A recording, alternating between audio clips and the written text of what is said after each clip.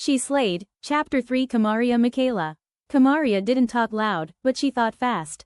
Even now, halfway through a lukewarm coffee and already 2 hours into her lab rotation, her brain was organizing 3 presentations, 2 code updates, and the exact order she was going to clean her apartment that night.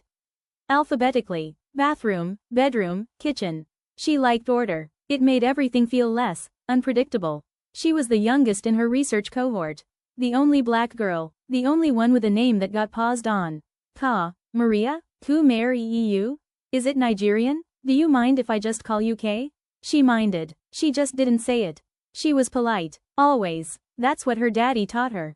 Eastside Detroit. Firefighter father. Widow by 30. He raised her right. Speak clearly. Keep your voice low. Be twice as good, 4 times as prepared. You ain't gotta be loud to be heard, he'd say. Let your brilliance talk, not your mouth. And she tried. She really did. But brilliance, she was learning, didn't protect you from bullshit. Her current lab partner was a guy named Bryce, who wore tech startup hoodies and explained things she already knew, like she hadn't been coding since she was 12. He talked over her, talked around her, once even talked about her like she wasn't there. Kamaria's got a good eye for soft data. I like that. She's got intuition. As if she were a fortune teller, not a machine learning specialist. The others weren't much better.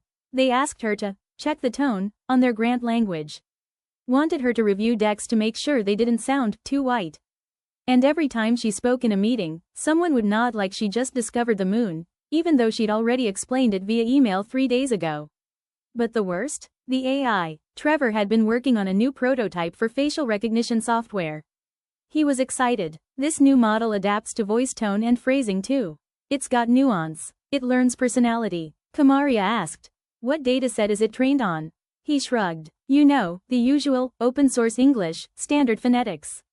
Standard, which meant not her cadence, not her rhythm, not her code switching, her dropped consonants, her Midwestern drawl soaked in years of black girl restraint. And then it happened. Her face popped up in the demo scan.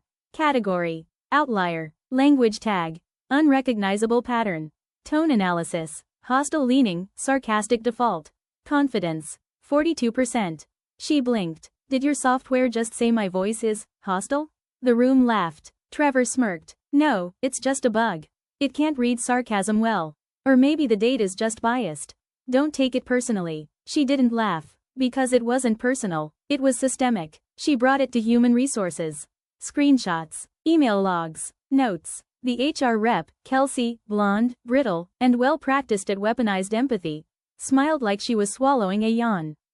Thanks for this, Kamaria. I think the tech isn't perfect yet. But I want to caution you about jumping to conclusions. You're new here, and perception really matters. I didn't jump, Kamaria said.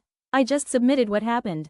Right, Kelsey said. It's just that tone can get misunderstood, especially in technical fields where everyone's a little awkward.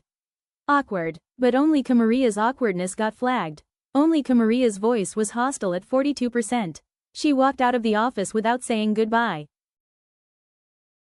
Chap 3 continues. She didn't cry. She didn't scream. She went home and sat in silence. Minimalist condo, just across 8 Mile, right on the edge of what they call safety.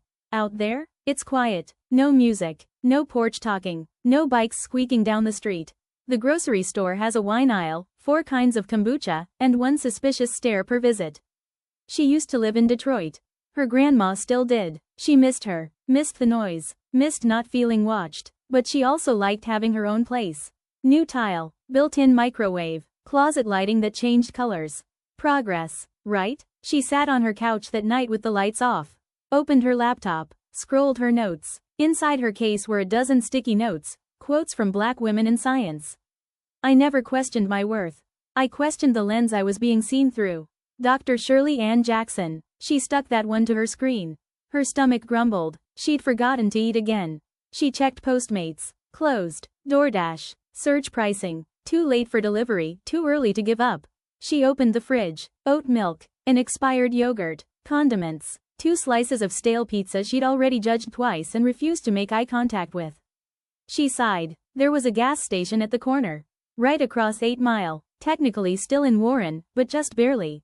The other side of the street? Detroit. She threw on a hoodie and sneakers. No purse. Just her keys and phone. The night air was cool. Not cold. Her mind was racing, and the walk felt like therapy. Quiet, almost meditative, she crossed the border between cities like she had a passport in her veins. 1 block. 2. There was the glow of the gas station. Glass doors, neon chips, overpriced sandwiches. She grabbed a Snapple and a microwave burrito. Paid in cash, walked back, and that's when she saw the headlights. They weren't fast, they were curious, too steady, too bright. She glanced back, still there, her pace quickened, keys clenched, thumb on the pepper spray she kept on a pink keychain her dad gave her with a joke. Keep it cute, but keep it loaded. The car crept closer, then the spotlight flicked on. Ma'am, hold up a second. A cop, Macomb County Sheriff, blue lights but no siren. He stepped out, hand on hip, not threatening, just entitled. Where you headed? She blinked. Home. You from this neighborhood? She paused. I live here. Condo side or the apartments? Her face stayed flat. Why does that matter? Just making sure everything's safe. Safe. But he wasn't asking for her safety. He was asking if she belonged. He let her go after a minute. No apology. No explanation. She walked the last block in silence. The same street. But now, the sidewalk felt different. Thinner. She thought about the facial recognition score. 42%. Hostile tone. Unrecognizable pattern. What if I had been in a car? What if my license glitched like that software? What if my tone didn't translate? She reached her building, entered the code, closed the door, locked it twice, and sat on the floor. This is the other side of 8 Mile, she whispered. Where police don't wait for you to call them. Where they call you. In Detroit, they ignored you unless you were bleeding or driving something worth towing. In Macomb, they greeted you with suspicion in their eyes and your name already filed under possible.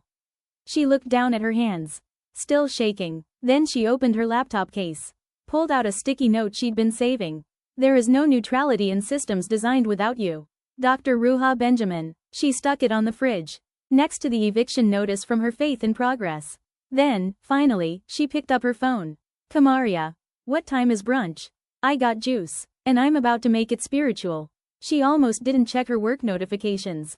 But then she saw it, an alert, blinking at the top of her phone screen. Breaking news. Tech lab incident in Warren. The image was blurred, just flashing lights outside her building. Her office. The same place where Kelsey from HR had smiled like a vulture and where Trevor's smug hoodie still probably hung over the back of a chair. Kamaria's throat tightened. She scrolled Slack. Silence. Not even a single meme from Bryce. No reply from Lauren's endless policy threads. Nothing. She typed. Kelsey, what's going on? Is everyone okay? No response. The quiet was heavier than any human resources meeting, heavier than the cop spotlight on 8 Mile. Something had happened, she just didn't know what. And for the first time, she wasn't sure she wanted to. Kamaria asked if everyone was okay. No one answered, because Kelsey couldn't. That was our first kill. You just don't understand why they're silent. Yet. But the goddesses do. And receipts? They're always holy. We're 4 subscribers away from unlocking live content. Hit that subscribe button. Share this Detroit thriller as the story unfolds. Be 47, 48, 49, or 50. Want all 3 chapters now?